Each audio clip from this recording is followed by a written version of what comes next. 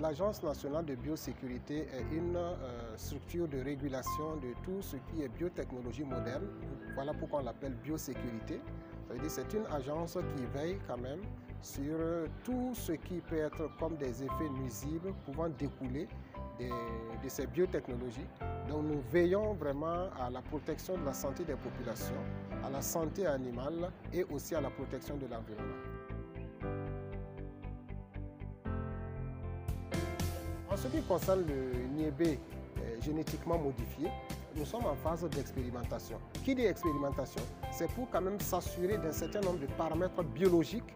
Et lorsque nous avons la garantie ou en tout cas une meilleure connaissance de ces paramètres biologiques, c'est en ce moment que d'autres autorisations ou à la demande bien sûr des notifiants peuvent être données pour voir à quel moment nous pouvons mettre vraiment le produit à la disposition des consommateurs. Rassurez-vous, vous êtes bien sûr dans ce pays des hommes intègres, qui est le Burkina Faso, et il y a des hommes intègres. Et notre structure, l'ANB, est une structure intègre et c'est une structure indépendante. Nous ne dépendons pas des mains de l'extérieur. Nous faisons notre travail selon nos compétences, selon les exigences, selon les textes. Le lâcher a été autorisé par l'ANB avec bien sûr l'implication de d'autres structures. Et comme on l'a dit tout à l'heure, c'est une phase d'expérimentation. Et les moustiques lâchés ont été récapturés et encore regardés.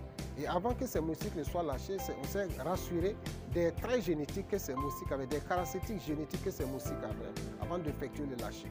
Il faut qu'on rassure la population parce que c'est des spéculations. La population n'a pas une certaine connaissance de ce qu'est un organisme génétiquement modifié et quelles sont les précautions que les structures de régulation prennent avant d'autoriser une telle activité. Rassurez-vous, lorsque nous mettons en place des institutions, il faut que nous fassions confiance à ces institutions et il faut que nous fassions confiance à ce que ces gens vont dire. Mais si nous-mêmes, si souvent la population s'érige même en connaisseur, c'est ce qui fait qu'on va dans toutes les spéculations. Moi, je pense qu'à tout moment, nous sommes disponibles, des informations peuvent être demandées.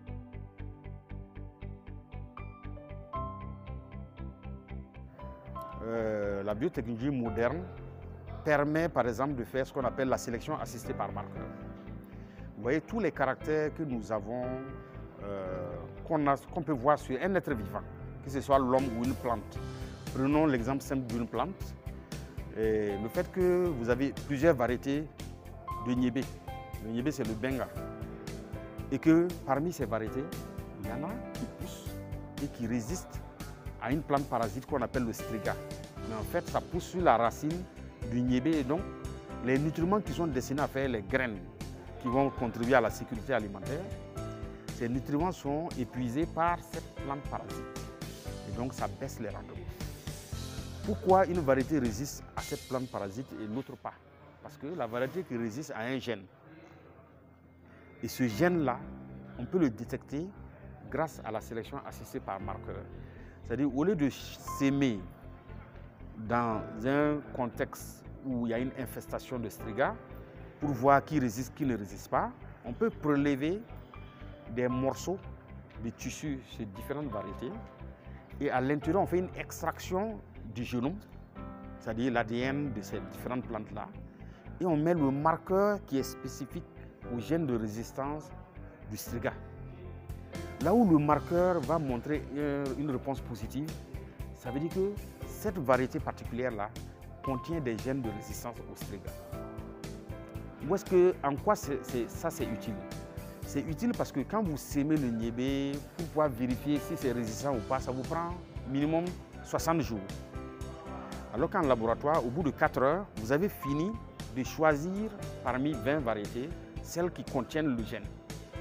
Donc vous voyez, ça c'est un outil appréciable qui permet d'aller très vite en termes de développement de variétés, en termes de sélection de variétés, pour faire face à une contrainte qu'est le striga par exemple.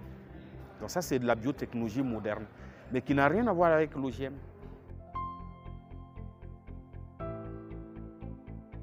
C'est avec cette conférence que j'ai compris en réalité ce que c'est que la biotechnologie et ce que la biotechnologie peut nous apporter. La biosécurité, j'ai compris que c'est une agence qui est là pour s'assurer que les produits issus de la biotechnologie soient des produits sans danger pour la population. Avant la conférence, j'avais une mauvaise idée sur la biotechnologie puisque je pensais que c'était quelque chose qui était destiné à modifier des trucs qui vont être un vrai problème pour la santé. À travers les informations qu'on a reçues, on a vu que la biotechnologie ne constituait pas un danger pour nous, mais ça constituait plutôt une solution pour les jours à venir puisque ça permet de pallier à certains grands problèmes.